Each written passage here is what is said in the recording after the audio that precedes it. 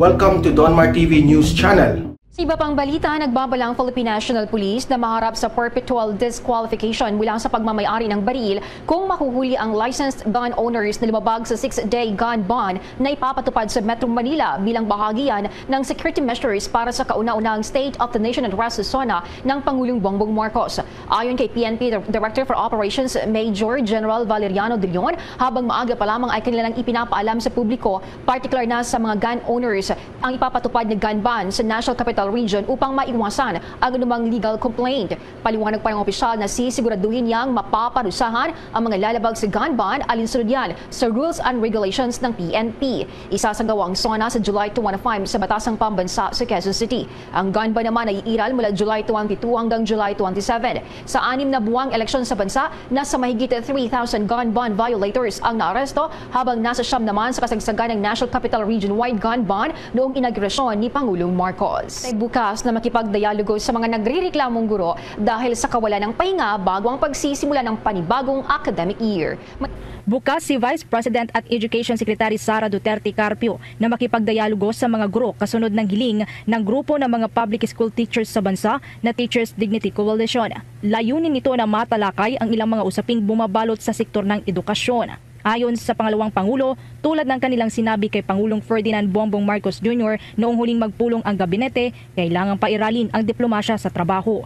Una nang nagpadala ng request letter ang Teachers Dignity Coalition kay Vice President at Department of Education Secretary Sara Duterte para makipagpulong upang hilingin na irekonsidera ang pagbubukas ng klase sa susunod na buwan. Hiniling ng grupo na ilipat ang pagbubukas ng school year 2022 to 2023 sa kalagitnaan ng buwan ng Setyembre upang makapagpahinga din ang mga guro at makapaghanda para sa susunod na school year bilang pagsunod na rin sa mandatong school break at bakasyon ng mga guro. Subalit sa kabila nito, inilabas pa rin ng Vice Presidente ang Department of Education Order No. 34 Series of 2022 noong nakalipas na Hulyo 11 na nagtatakda sa pagsisimula ng klase sa susunod na school year sa Agosto 22. Nanindigan si Vice President Sara Duterte na nakakasana ang plano at wala na itong atrasan. Opo, tuloy na po tayo. Napresenta na po ito doon sa unang-unang cabinet meeting natin. Ito po yung pinakaunang tinanong ng ating Pangulo sa Department of Education. Nag-present na po kami, nag-cite po kami ng mga research papers to support our position na magsimula tayo mag-transition to 5 days in-person classes. And na-release na po natin ang guide for school year 2022 to 2023, our Department Order 34. Todo pa, salamat naman ang dating aktor at ngayon ay senator na si Robin Hood Padilla kina dating Pangulong Gloria Macapagal Arroyo at dating First Gentleman Mike Arroyo. Ito ay kasunod ng pagiging patron umano ng mag-asawang Arroyo sa pagtungo doon ng pamilya ni Padilla. Makikita sa mga larawan na isinapubliko ng senador ang ilang kuha ng kailang masayang pananatili sa isla. Nabatid na ang Bangisin Island Club na nasa Quezon Province ay mapupuntahan lamang ng mga miyembro ng club at ilang individual kung sila ay may sponsor na kasali sa exclusive group. Bago ito ay namin din ang bagong mambabatas ng mag-asawang Arroyo ang kabilang sa mga tumulong sa kanya para maging matagumpay sa nagdaang halalan. Samantala, inaayos na ni Justice Secretary Jesus Crispin Boying Remulla ang paglipat ng New Bilibid Prison o NBP sa Muntinlupa City patungo naman dun sa Occidental Mindoro. Sinabi ni Remulla na binisita niya ang Sablayan Prison and Penal Farm sa Occidental Mindoro na kayang tumanggap ng humigit kumulang 10,000 na maximum security prisoners na kasalukuyan na nasa loob ng NBP. Bagamat nilalayon niyang ayusin ang paglilipat ng NBP sa kanyang unang 100 araw sa panunungkulan, inamin ito na matagal pa ito may sasakatuparan dahil nangangailangan pa raw ng malaking budget. Samantala, sinabi naman ng Justice Secretary na gusto rin niya na mas mataas pa ang maging conviction rate para naman sa mga prosecutors. Nilinaw po ni NSA Secretary Clarita Carlos na wala po siyang sinabi na ipatitigil nito ang NTF-ELCAC. Sa katunayan ay papatuloy po ito dahil sa magandang resulta ng nasabing programa. Ano po ang masasabi niyo, Pastor, sa pagpapatuloy ni Pangulong Marcos sa laban kontra insurhensiya at sa first 12 days nito bilang Pangulo ng Bansa? Maganda kung ganun. Kung sinabi ni naiturong NSA Secretary Clarita Carlos na pagpapatuloy ng NTF-ELCAC, maganda yon. Pero tingnan muna natin ang maging resulta kasi may batayan eh.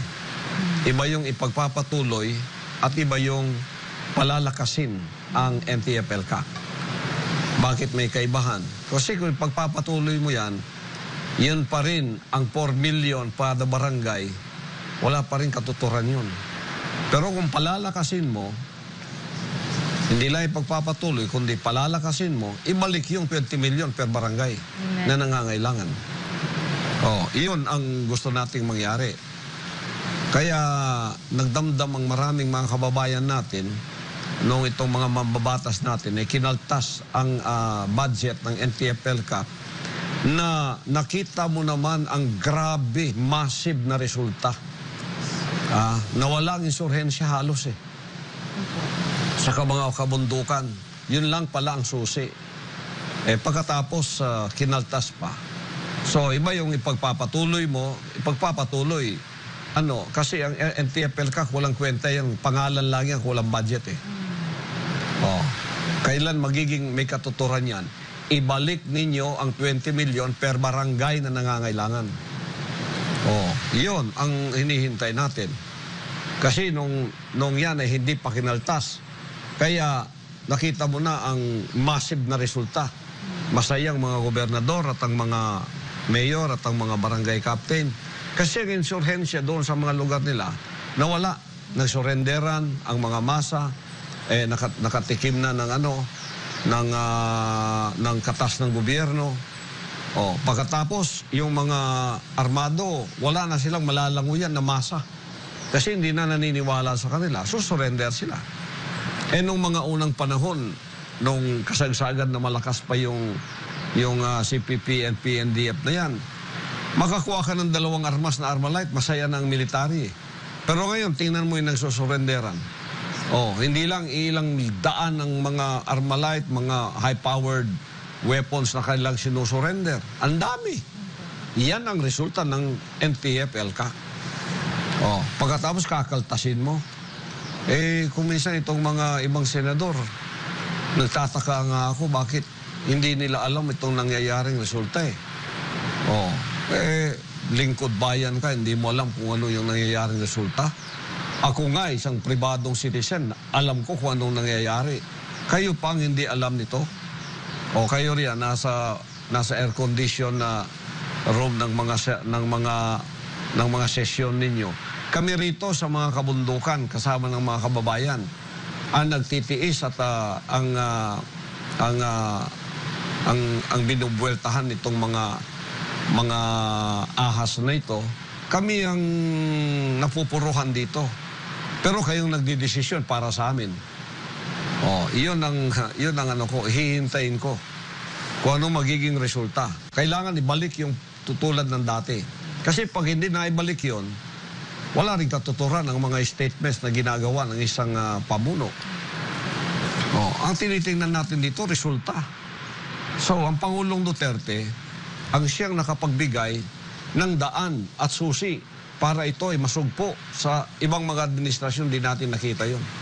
Kaya nung binuo yung EO70 at pagkatapos whole of nation approach, pagkatapos nandiyan ang NTF-ELCAC, sabi ko ito lang palang susi para wala nang putukan, nagsusurrender na lahat.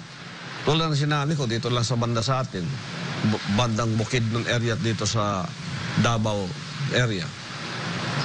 Wala nang malanguyan ng mga NPA. Ang mga wala nang masa Sumurrender na kasi nagkaroon na nga ng development sa kanilang mga lugar. Ayun ang susi ng insurgency. Kaya iba yung ipagpapatuloy at iba yung palalakasin ninyo ang pagpapatuloy nito. Ibalik natin, kung maaari pa nga, dagdagan pa ninyo dagdagan pa nga ninyo. Hindi lang sana 20 million per barangay. Gawin pa ninyo 50 million per barangay. Naku, lalong uusbong tayo sa ating bansa. Pag inuuna natin ito, yun ang hinihintay natin. Pag wala yun, mga statements walang kwenta sa akin yun. Father, maraming salamat po, Pastor.